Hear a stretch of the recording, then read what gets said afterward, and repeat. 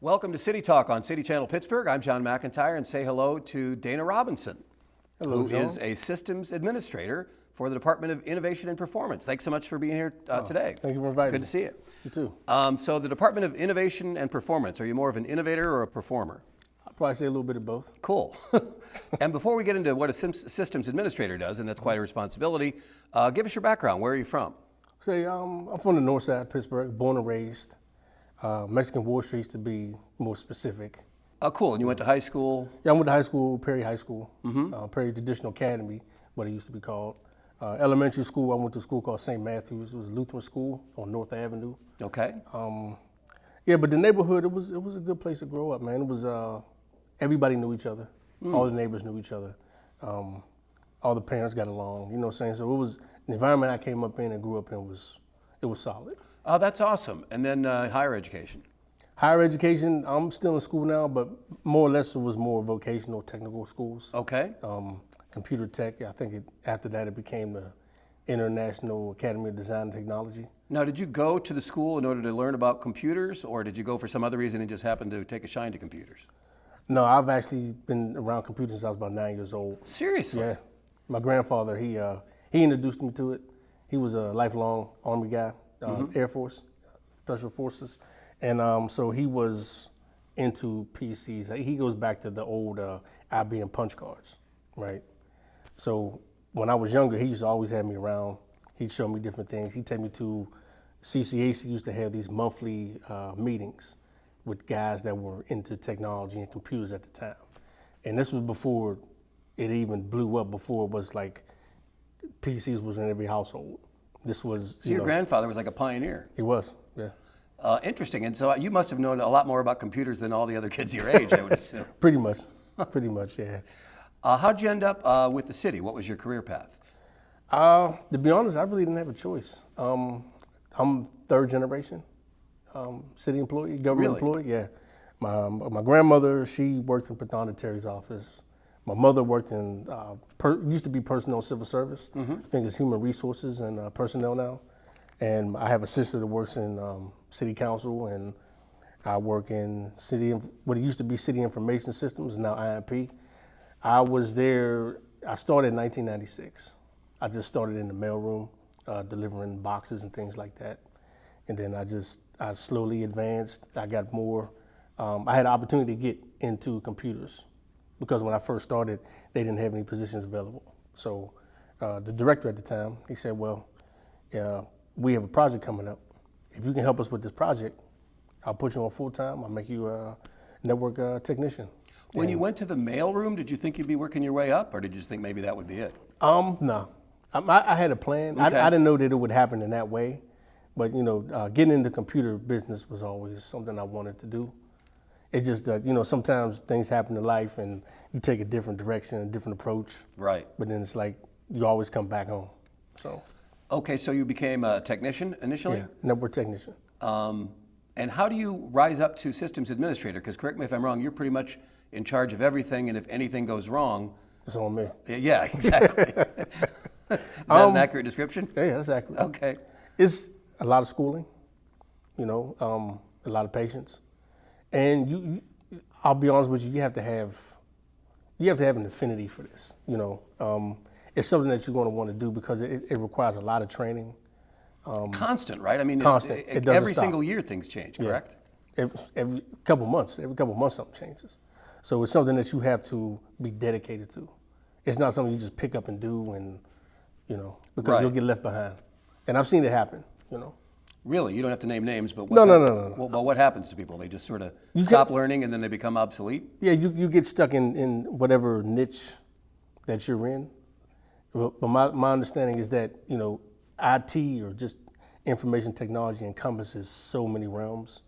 It's good to get a feel and maybe touch a little bit of something, everything, but always stay true to your line of work. So I started out in hardware, then I learned more about software, and then those two things you have to know or have some type of background to be a system administrator. So there's a process that you have to go through. So. Interesting. I'm guessing the city wasn't really that necessarily up to speed in terms of being modern with computers when you started. No, not really. But at the same time, We weren't too far behind. And how are we doing these days? We're doing good. Cool. Yeah, we're doing good. And in my personal opinion, I've seen some companies that are still running, have older software, older equipment, and I think that we're on the cutting edge right now, to be honest with you. I know that was part of the mayor's initiative coming in, and I think he's been pretty successful in that regard. You're just saying it actually came true. Yeah. How about that? Well, you know how it goes in government. Yes. Right, not everything comes true that No. people promise initially, but hopefully some of it does. Now, do you aspire to keep going up the ladder, or do you like where you are? Or are you just going to wait and see what develops? I like to climb, I'll take opportunities as they come. And I talk a lot when I interview employees about the image of city employees versus the reality. Yes. Talk about that for a second. I guess the image is that city employees are lazy. They come here, they get a paycheck, and that's it. But that's not been my experience, especially in my department. Every single person I work with, they work hard. They come to work, they do their job. They stay on top of things, they stay on track. So I think that perception, I don't know where it came from, but I don't believe that to be true at all. All right, well, Dana Robinson, thanks so much for joining us on CityTalk. Thank you, sir. Very nice to meet you. You too. Back with more of the program in a moment. Stay with us. Disaster tips from the objects left behind. My home wasn't insured, but you can check your insurance policy now to make sure you're covered. Oh, My savings are lost, but you can put money aside and plan for unexpected disaster costs. we're lost forever, but you can scan important documents now so they survive. For more tips on how to prepare, visit ready.gov.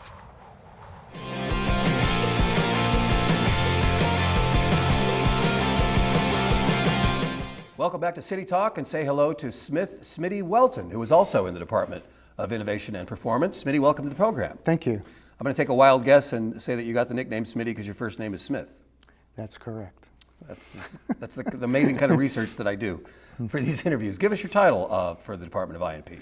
I'm the print and digital content manager. Basically, I'm just in charge of the web and the print shop here. That is pretty impressive from where I come from, being a low technology guy. But let's talk about your background first. Where are you from originally? Well, I grew up in Pittsburgh. My family's from Meadville, Pennsylvania. Which neighborhood in Pittsburgh? Regent Square area. Cool. The Wilkinsburg side. Great neighborhood. And then you went to high school? Yes, I went to Churchill High School, and then I finished my senior year at Brashear in the city of Pittsburgh.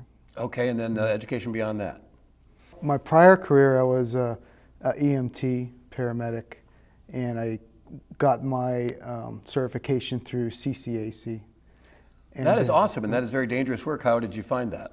Or if not dangerous, exciting. I had a neighbor who was in EMS services, and I was interested, and I volunteered for a year to see if I liked it, and I actually liked it and went through with it. There must have been some pretty harrowing tales from that time in your life? Yeah, 15 years worth. Wow. Yeah, I've been meaning to write a book about it, but haven't gotten a chance. Please do. I would read that book. And so then why the transition into your current field? Well, I've always enjoyed computers, actually. And I did computer work on the side as I worked in EMS. And then in 2011, I decided to retire from EMS and become a freelance designer. Is that because, is it a young man's game? Not that you're younger than me, I'm sure. I believe so. I mean, Yeah. there's a lot of salt and pepper guys and girls still doing it, but I believe after so long, you should probably give it a break, especially on your body and mentally as well. I can imagine. So you made a successful transition. How'd you go about that? Well, like I said, I tried the freelance world. I did that for a couple years. Client volume was a challenge. Fixing people's computers, setting up systems? And the like? I would do that if they needed, but I was more in the design and development of web applications side, also graphic design. So I did that, and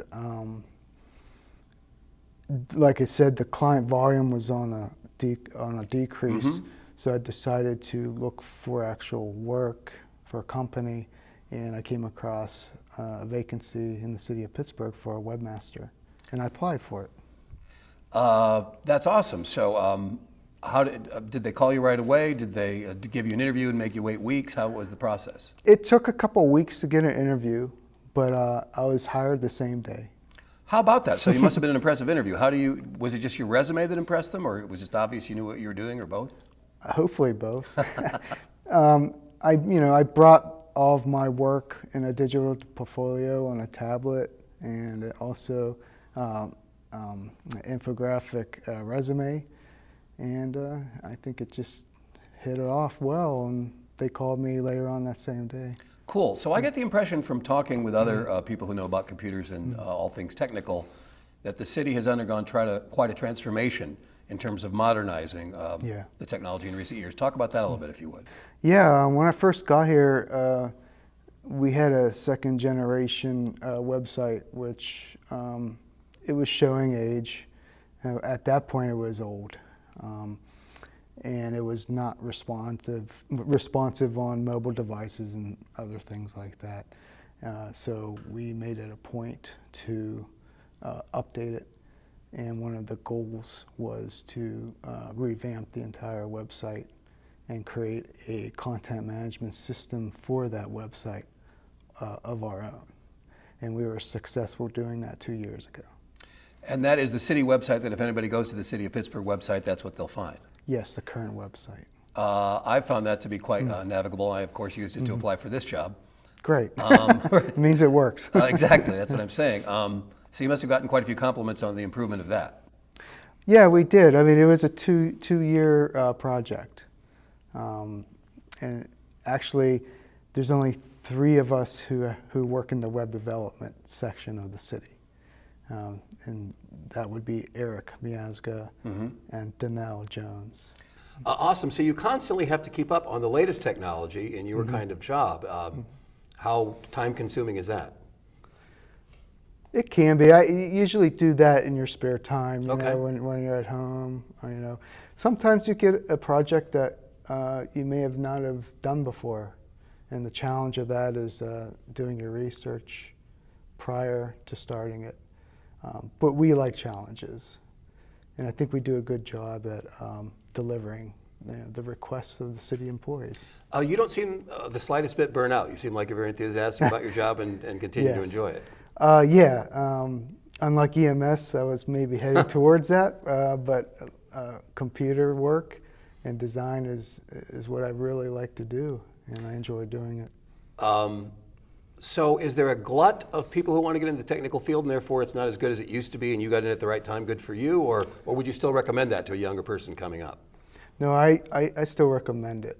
And Pittsburgh is growing in technology. So I think there's room for people to grow in the tech field here, and I definitely recommend it. And is this one of the best places to be in the country, CMU and et cetera?